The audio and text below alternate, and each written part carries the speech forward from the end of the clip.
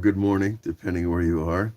It's about 2 in the morning here, give or take, and we are looking at Torah 76 in Likutei Moharan. And we learned the last time we were here, a few days ago, that when you gaze at something, your eyesight is not a light that comes out of your head and strikes an object. It's a beam of soul power. And that beam of soul power, that gaze, creates gvul, a boundary, and it creates histaklut itself, which is the gaze, right? And it creates not only a boundary, but a place in time. And that's already the beginning of the creation of what the Baal Shem Tov defines as a world. So when you gaze at something, your eye is going out and striking an object, but along the way, it's setting a boundary, and that boundary has time. And when you have intentionality, which is another fancy word for it, faith, belief in what you're seeing, then that gives the component of soul its software, its program is more accurate, the program of what you're going to create through what you gaze on. And so you see here, Rabbi Nachman has defined for us very precisely a concept we have in modern day pop psychology called manifestation. You look at something, you believe in it, and you see it in your mind's eye, even if it's not real yet, and you gaze upon it in your mind's eye, and it becomes real. Because that's what you're doing. You're essentially investing soul into the idea until it becomes manifest in your life. Now, we're in the second paragraph, and it begins with the idea of drawing close to tzaddikim. And it's a little bit of leap in thought from the previous section about sight and how sight creates a world and how sight brings reality to us from the potential to the actual. But let's go forward. And this whole idea of the gazing with faith that creates a reality, this is the special benefit of being close to the tzaddikim, because there's this idea of the thirsty soul. King David cried out, Tzama nafshi, my soul is thirsty. So like someone very thirsty out in the desert, that will even drink evil or bad water. Now, of course, bad water in Torah parlance means false belief systems. So too in serving God, there are people. They're always thirsty. They're never satisfied. And you might think, well, that's great to always be thirsting for God. But he's going to explain, always is not a good word because we are Ratzo V'Shov. We're always engaged in getting closer, falling away, getting closer again, falling away. There has to be what's called naifcha l'nafsho, rest to the soul in that continuous drawing closer and pulling away. Like in every relationship. You love somebody until you're with them too long and then you need a break. But there's people that have constantly thirsty, for the water of the living God. But sometimes it gets watered down. Let's see. And they learn, and they're serving Hashem with prayer always. But they're still always thirsty.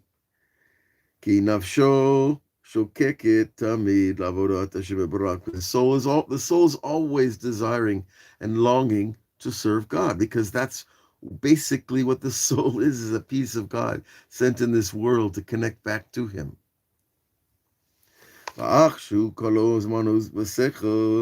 even without zman and intellect, without the proper timing and the proper intelligence to manage this desire for service. because the soul needs to be managed. In other words, directed when it's time to eat, when it's time to sleep, when it's time to learn, when it's time to pray, and not to break through the boundaries of these activities until, well, we live in a very chaotic world. Ki lifamim bitula shotorah hikuma, the rabbis say, in Masechet Menachot, sometimes not keeping the Torah is keeping the Torah. What does that mean?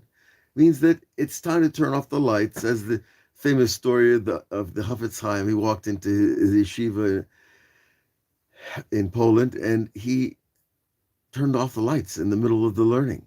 And he said, right now, the Yetzer Hara is learning Torah. All the students go to bed. These single men that need to go to sleep so they can get up and do it again. So that's the bitula of Torah, the stopping of Torah, is the kiyumah. But if you just learn and pray until you're completely worn out, it's not going to produce good results. And this is the idea of without time and without intelligence. See, intelligence is not just simply having knowledge. Intelligence is knowing how to apply the knowledge to every moment of life. Ki lifamim bitula shotorah hikuma, as we said, and it's also written et lasot l'Hashem heferu toratecha, and that is taken from Tehillim, where King David said, "It is a time to do for God heferu toratecha, to push off the Torah, because there's a et lasot l'Hashem, like if it's a time to go to war to save people, you push away the Torah. I'm not going to learn Torah when I have to run out to battle." Now, you might want to say a few prayers. That's a good idea. And this is one of the great levels of getting close to tzaddikim, because they make these boundaries, the boundaries of soul that are necessary to establish your work. That you won't always be thirsty. And this is another understanding of this verse. Again, King David, my soul thirsts for the living God. Again, the idea of thirst. When will I come to the river? When will I come to the spring of water and quench my thirst? And I won't be thirsty. When you see the face of Hashem, this is a big order. You're not going to get that from the bottled water company. But to see the face of Hashem is to feel the presence that fulfills you and removes the thirst. It makes you satisfied with reality, your life, and as it's happening around you. And I will come to see, King David says. So he tells an amazing thing here. He tells it, when will you come to the idea of seeing the face of God? When you come to the level of seeing, as we discussed in the previous paragraph, seeing with faith and intellect, that your eye is no longer simply a camera. It's a camera of faith. A camera that projects your belief system into the world and creates it in front of you.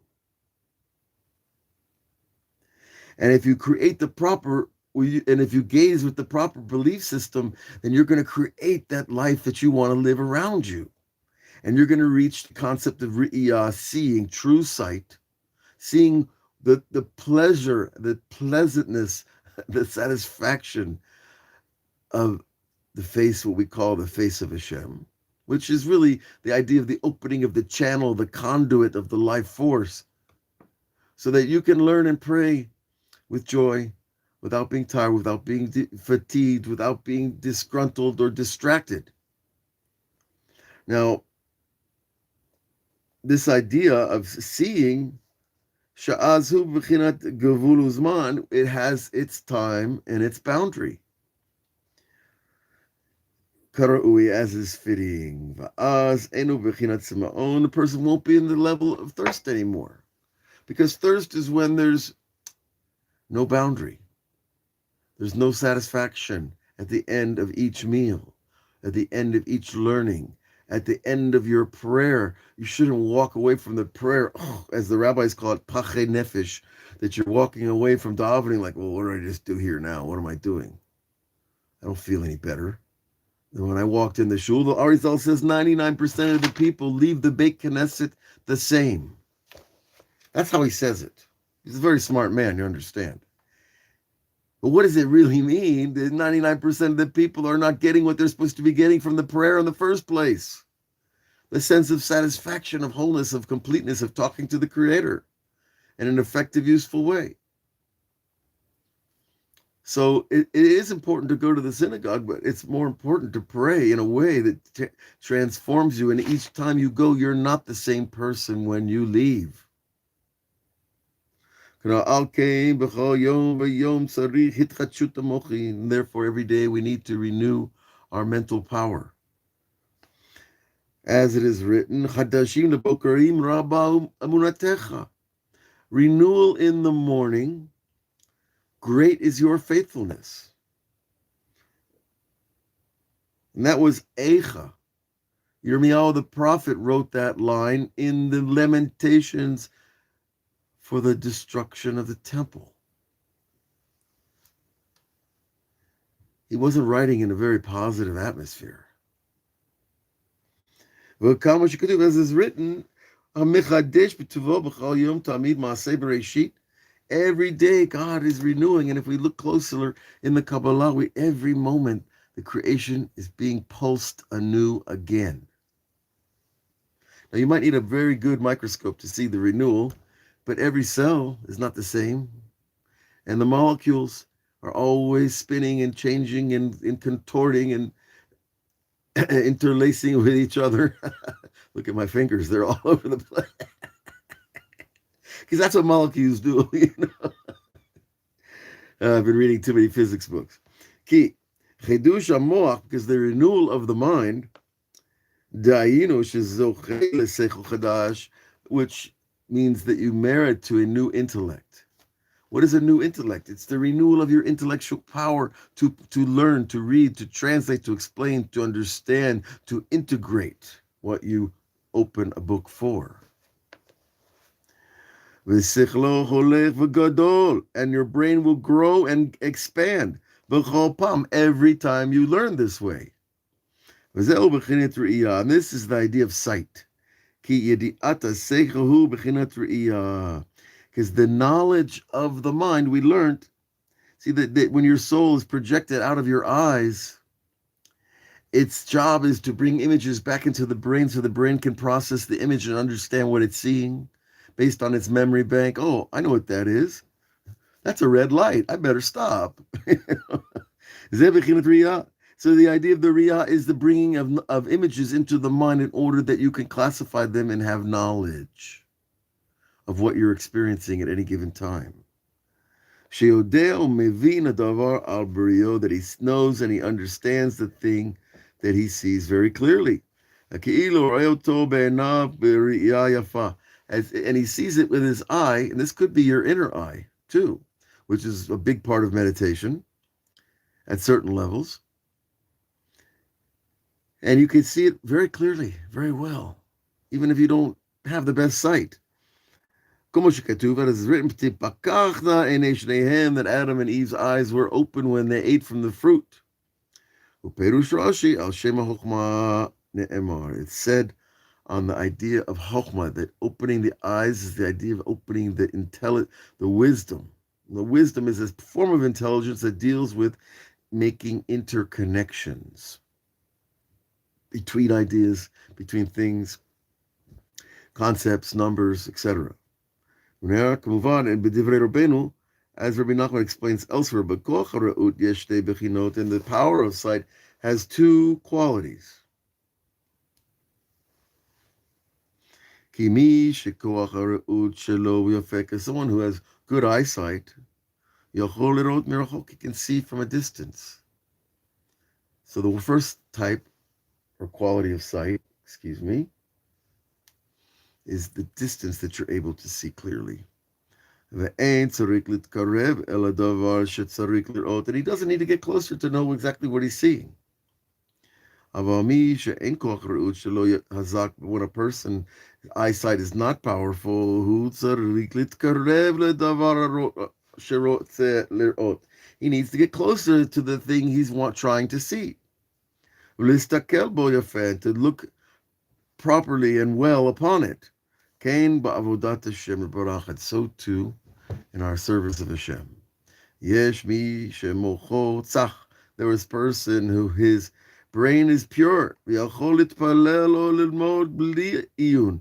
And he can pick up a book and pray, and pick up a book and learn without making all these big efforts to begin and get the motor going. He just opens it up and boom, he's in, he's gone. He's taken off with the prayer or the learning. That's a pure mind.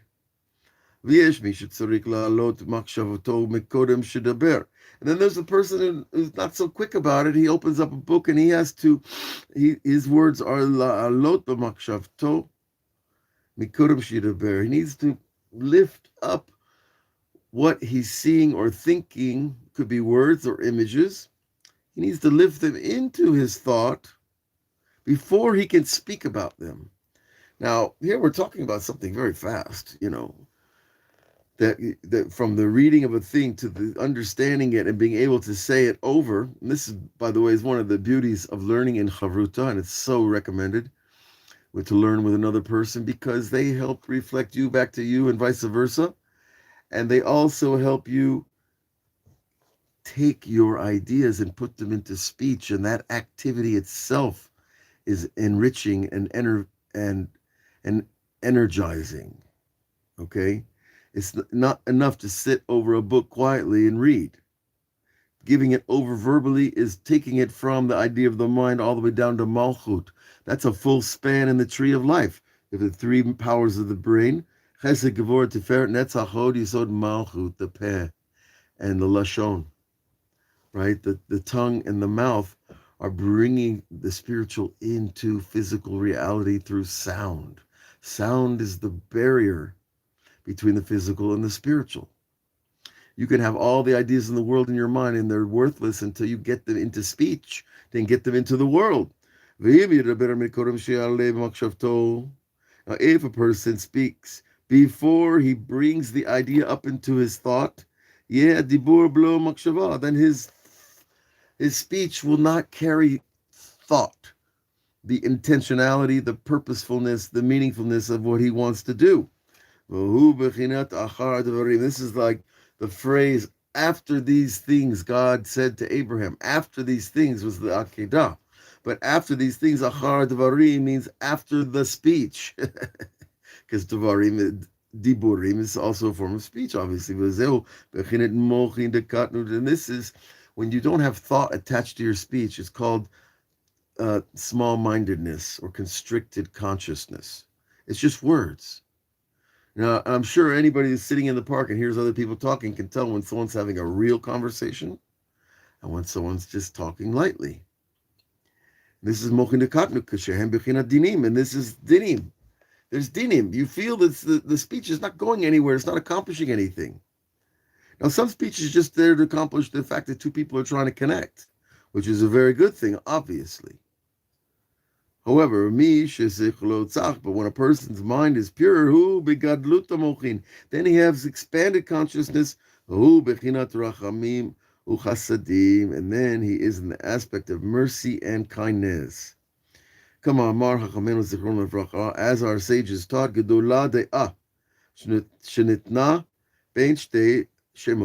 greatness, that das, knowledge is a big thing. Because in the verse, it was given between two names of God. We see it in the verse, Ki El Deot Hashem. El is the name of God. Hashem, Yud Kei Vav Kei is the name of God. And Deot is, so to speak, knowledge is surrounded by these two names of God. Okay? The El Deot Hu Chesed. And El is the name of Chesed, because each name of God has a Shira attached to it.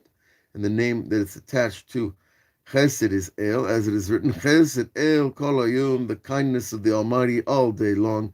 V'Hashem havayahu rachamim, and that's the idea of mercy. A person forgives, has mercy on others. Zeh rachamecha rabim Hashem, which is also from Tehillim. The Hashem, your mercy is very great. But it's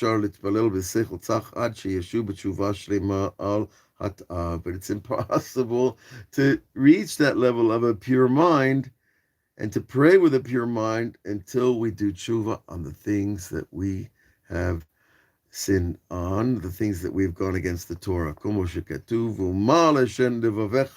And God circumcised your heart. Targumo, the Targum Yonatan, excuse me, that would be Onkelos, said, Ya'adi Hashem et mishpat tipshut libecha. Hashem straightened out the foolishness of the heart. Ube'ezet tshuva ne'amar b'tshuva me'ava. We're talking about not just any tshuva, we're talking about returning to God because we love Him. And that's the tshuva that turns our bad deeds into good deeds. It reverses the darkness and makes it light again. And shelo yisha'er shum roshem klal, and that's the tshuva where there's no, you turn to God with love, there's no impression of the sin left. There's no pull towards it. There's no interest in it. Kamar Amar Chazal Azar sages tshuvu Hashem shuvavim erpe mishuvatam. Right? Return children, wayward children, let's call it shovavim. That's a word that mothers use for their little boys when they're running around the garden a little too fast. Erpe, I will heal you, mishuvatam, and from your return. The kashe, that's a difficulty. Shovavim mashma de miikara blo shum roshem. The idea is returning is the idea that comes back to Hashem without any impression of the sin. Verpe mashma, and the idea of healing is shisha'er roshem, that if I need the healing, that means there's still a rishimu, an impression of the sin in my soul. And so the rabbis make the distinction, if there's still an impression of the sin, whatever it might be, and you feel the pull of it, you feel the thought of it even, that means the return to Hashem is not really from that complete love, rather from the idea of awe or fear of sin, or which is a high level of awe, or fear of punishment, which is, of course, is not so high. Because when we do tshuva from love, there's no remembrance of the sin, no impression on the soul, and that leaves a person with a pure mind. And a person can open up the book and start talking to God immediately, or with his own words or without the book. And such a person, when your mind is pure because you returned with love, then you're able to pray. And then you're able to renew your mind always.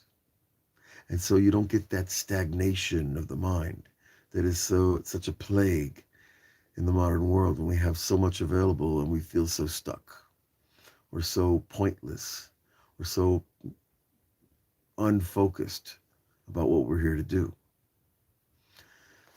So we have another paragraph, but I'm going to have to stop and hit the road to Hebron tonight. And God should bless all of you with a wonderful day and a wonderful evening wherever you are, to renew the mind, and renew the mind with prayer, and to renew the prayer with tshuva, and to bring everything back to the beginning because you love God deep inside.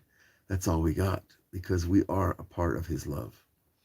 God bless you all. We'll continue this Torah hopefully tomorrow. Have a great day.